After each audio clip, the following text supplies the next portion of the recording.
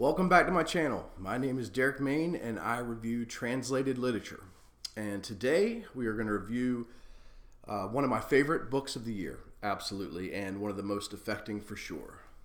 Space Invaders by Nona Fernandez, translated from the Spanish by Natasha Wimmer, one of my favorite translators who did a lot of the Bolano stuff actually. And this is from Graywolf Press. This book is tremendous. I think it was shortlisted on a couple of different major awards. Frankly, I can't remember exactly which ones at the time, but it's a slim volume. You can get through it fairly quickly, although it took me quite a bit longer because of the nature of the book. I had to take a couple breaks, and there was one night where I was reading it. It was just extremely emotionally affecting. I had to take my dog for a walk, came back in, and started reading something much lighter and something that wasn't going to be as difficult. You know, it's not difficult to read. I'm an emotional person about politics and suffering, and this is through the eyes of children in Chile during the Pinochet regime, and it can be very, very difficult. I want to first talk about the writing. The writing is beautiful. I am so excited to find this writer, the first book of hers I've ever read. It is gloriously told through these different classmates who remember this one girl in their elementary school, and they remember her differently. One person remembers her through a dream. One person remembers her through letters. And how long she was there, sort of a mystery.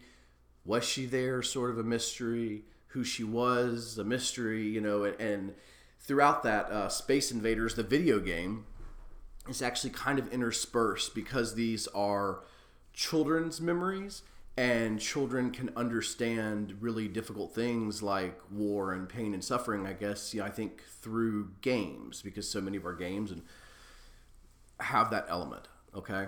And that's sort of it's a rough start at my review. I think it'd be easier if I went into a couple passages to kind of explain what I mean. So the first thing, this is going to go through I'm going to do 4 quick passages, and I think it's going to follow the evolution of the children's understanding of what's going on during this Pinochet's regime. It's unclear. I think it's right during the regime change, frankly. So,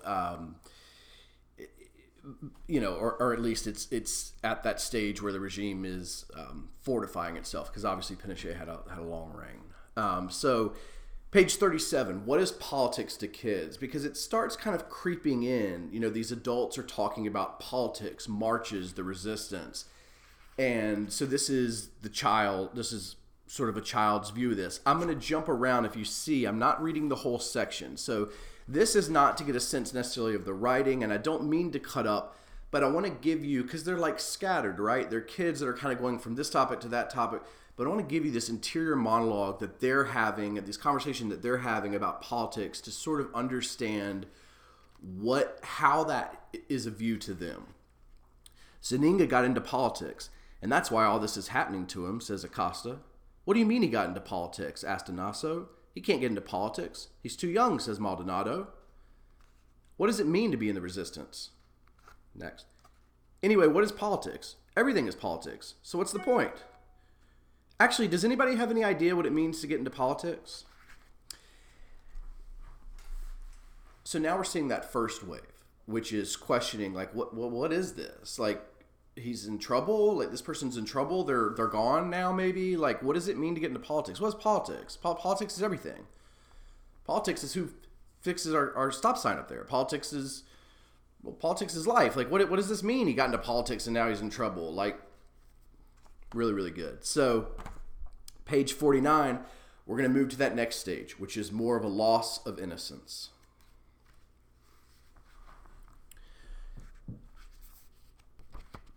No one is exactly sure when it happened, but we all remember that coffins and funerals and wreaths were suddenly everywhere, and there were no escaping them, because it had all become something like a bad dream.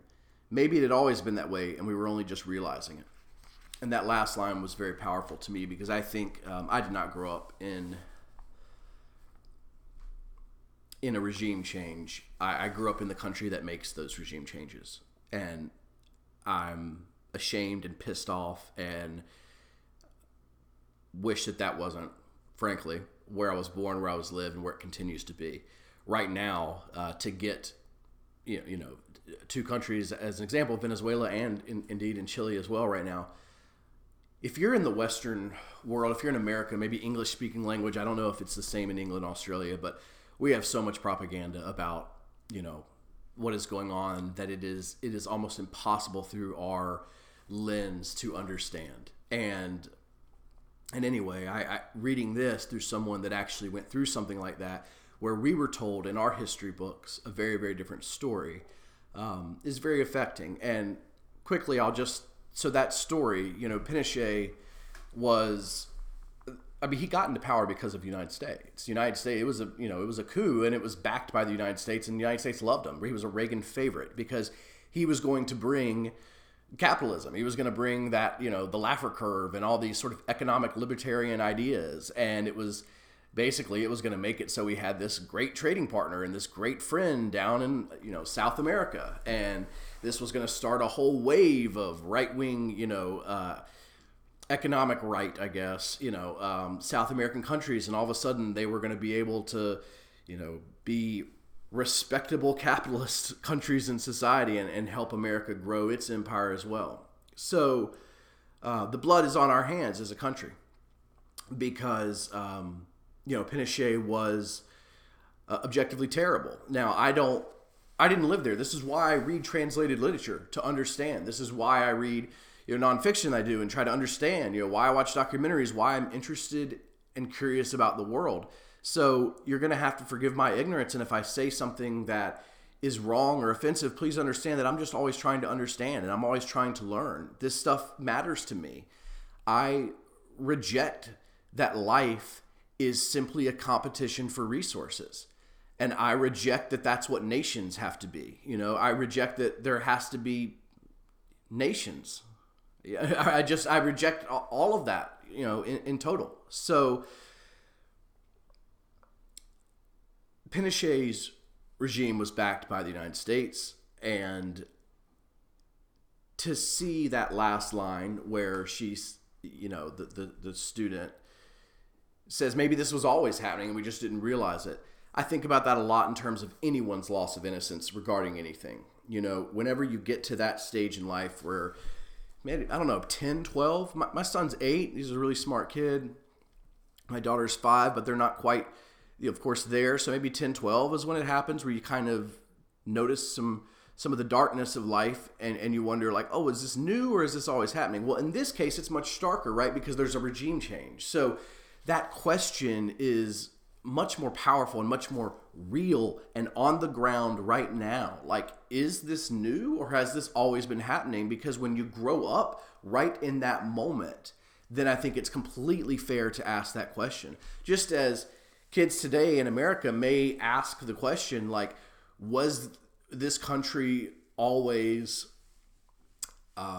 so divided? Was it always a competition, for resources? The answer is yes, of course. Like, were we always so brutal to immigrants? Were we always so brutal to people in our own country that are not even immigrants, but they're just a different color? Of course, the answers are yes, yes, and yes. But that moment when you have to ask that question becomes a little bit of a loss of innocence. So next, page 51, I wrote in my little notes like what to call it. I call it the fog of war. The fog of war actually means something totally different. So I guess what I mean is sort of when you're mixed up in the confusion of it all as a kid, and I shouldn't have written the fog of war. Time isn't straightforward. It mixes everything up, shuffles the dead, merges them, separates them out again, advances backward, retreats in reverse, spins like a merry-go-round, like a tiny wheel in a laboratory cage, and traps us in funerals and marches and detentions, leaving us with no assurance of continuity or escape. Whether we were there or not is no longer clear. Whether we took part in it all or not isn't either. So now they're really in the stew of it. And as they're in the stew of it, and looking back through memory, what role did we play? I don't remember. It was just all happening. did this happen? Was it a dream? I mean, it's so horrific, but it's also so confusing, and it's illogical. In many ways, political violence feels illogical even as you get older, right? Because there always feels like, right, that side of us that says there's a solution to whatever this disagreement is that does not require us to slaughter our own people. I'll take a brief aside. A moment ago, I'm railing about the United States and regime change. This is not a thin book, and this is not fiction, and this is not a translation. But Legacy of Ashes, The History of the CIA by Tim Weiner, really opened my eyes, and this is incomplete. I mean, this is just, one history to what we as in this country have done to so many of the countries whose books I now read, review, and love so much, so many of the people, so many of the perspectives, and it's important to understand for me, my own culture and my own society's role in that, how that shaped that, and the fact that we have been behind so many of them. And, oftentimes one thing that kind of ran through was, if there's a far left regime in Central America or South America, then we're going to go and we're going to topple that. And we're going to put in a new, pro-America leader. And then that invariably turns out to be far right. It turns out to be destructive to the people. And it's not all right and left. There's certainly times where a far right leader has become so overtly brutal, where you can't ignore it anymore, where then we've gone in and tried to dismantle that and put something else new in its place. And in its place, oftentimes, is a vacuum of corruption and pain, because one country cannot fix another people without, we don't know them, we don't know their culture, we just come in and assume that there is this one-size-fits-all democracy or economic system or political system, and that if they just had this, everything would be different, without understanding all of the things that you need to understand about a culture and a people and a country.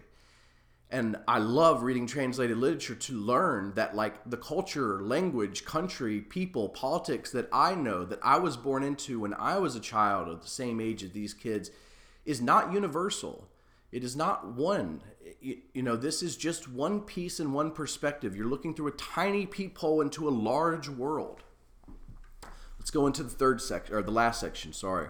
This is page 65. I wrote Not a Dream. And this is when, we've started off with questions of what's going on? Like, what is politics? Sort of a semi-awakening. And then next we get that real loss of innocence.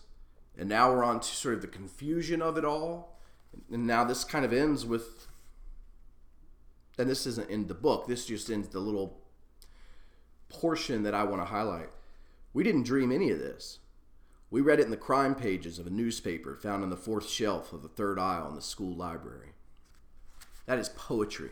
That sentence is absolute poetry. It is brilliant. The translator, the author deserve an incredible amount of kudos for absolutely nailing that. I'm going to read that last sentence one more time because I honestly think it reads so melodic, so hard. We didn't dream any of this. We read it in the crime pages of a newspaper found on the fourth shelf of the third aisle in the school library. This is real. This is fiction, but this is real. This happened. These are our memories. This is our legacy. This is how we came up. This will envelope our entire lives. We will be haunted. This will affect the way we go about our lives. This will affect the way we see the world. This will affect our perspective. And it's difficult to read that and important to read that. It's also a beautiful book, and I loved it very much. I recommend it highly. This is one that if you missed, you need to go back and read. It's a very quick read. Again, it might take you longer if you're as emotional and weird as I am, but I found it to be really important. I've read a lot of Latin American literature that has dealt with Pinochet's regime, but always from either the side of the adults or oftentimes like the resistance itself. And that stuff is exciting, right, and thrilling. Like you always want to like get into the heads of any sort of resistance group and watch that as they fight, and that stuff is fun. It's informative, everything else. When you read it from the perspective of children, there is no escaping the reality anymore. There is no romanticizing any of this. It is not romantic. It is not okay. I reject it outright. I reject our country's role. I was born into, again, the southern United States, into a culture and a society of conservative reactionary values that believed that life was a competition for resources. And I know it's not worth much because I'm just one person, but reading the world, I have come to vehemently reject that in all its facets. Okay, so a little brighter note is going to be our next book, The Translators Bride. I'm going to mess up this author's name. So I heard someone say Joe Race. I was saying like Eoho Race. So in the review, I'm probably just going to keep saying Race. And what makes it harder is translated by the author. It's translated from the Portuguese by the author. So I don't even get like a break to say, here's this. Anyway, and it is put out by Open Letter. I'm really excited about reviewing this. I'm not going to spoil any of my thoughts. I read this on an airplane ride back from Jackson, Mississippi on a work trip yesterday. And it is very fresh in my mind. I'm actually really excited as soon as I hit this end and publish button to go through my highlights and kind of figure out my thoughts on it. But we're going to get to that later. I hope everyone had a nice holiday if you have one wherever you're at. And like, subscribe, comment, all that kind of stuff. My Twitter is down below, and that's where I engage with all this stuff. Thank you guys so much. Be good to folks.